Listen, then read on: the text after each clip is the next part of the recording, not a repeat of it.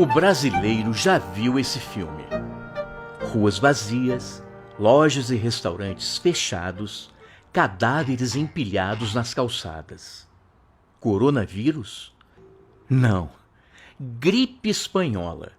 A pandemia que matou mais de 50 milhões de pessoas no mundo inteiro há pouco mais de 100 anos. Em 1918, a Primeira Grande Guerra Mundial estava acabando, deixando um saldo de mais de 5 milhões de mortos. Mas algo muito pior estava a caminho. A gripe espanhola, na verdade, não nasce na Espanha. Os primeiros casos surgem em alojamentos militares nos Estados Unidos e numa base inglesa na França. Mas como a imprensa dos países em guerra estava sob censura, a notícia da pandemia começa a aparecer mesmo nos jornais da Espanha, que não participava da guerra.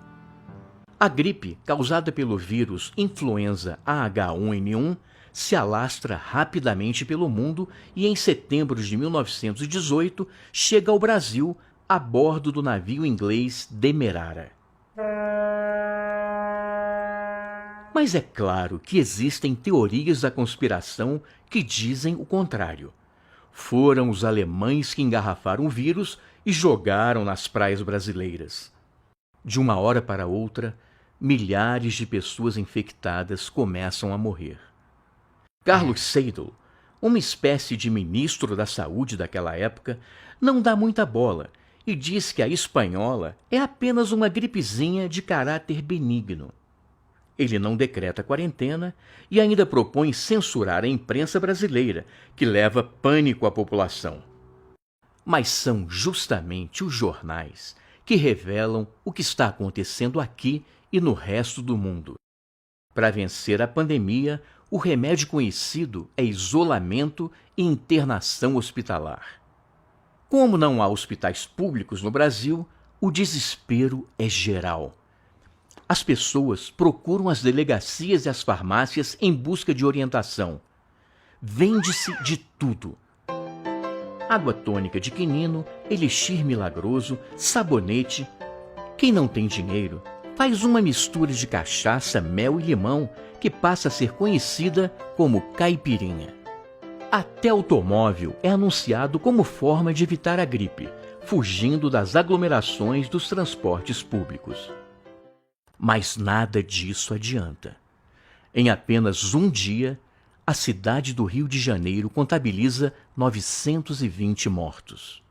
Faltam coveiros e os corpos apodrecem nas ruas. Por isso mesmo, a polícia tira, à força, pessoas de dentro de casa para ajudarem nos enterros, que eram feitos sem velório e muitas vezes em plena madrugada. Pressionado, o governo coloca o renomado cientista Carlos Chagas, que havia trabalhado com Oswaldo Cruz, no comando da saúde pública. Ele cria 5 hospitais improvisados e mais de 20 postos de atendimento. Distribui cartilhas e panfletos com recomendações de higiene e isolamento. Lave as mãos constantemente, se da gripe quer livrar-se. Arranje um jeito e disfarce, evite o aperto de mão. Mas se vexado consente, lave as mãos frequentemente com bastante água e sabão. Aos poucos, as medidas começam a dar certo e tudo passa, inclusive a crise na educação, já que os estudantes que haviam perdido 2 meses de aulas passam de ano automaticamente. Rodrigues Alves, o recém-eleito presidente da República, é mais uma vítima da gripe, que mata cerca de 35 mil brasileiros. Só então, a saúde pública começa a ser levada a sério no Brasil, o que levaria à criação de um ministério em 1930. Como diria o pensador Edmund Burke, o povo que não conhece sua história está condenado a repeti-la.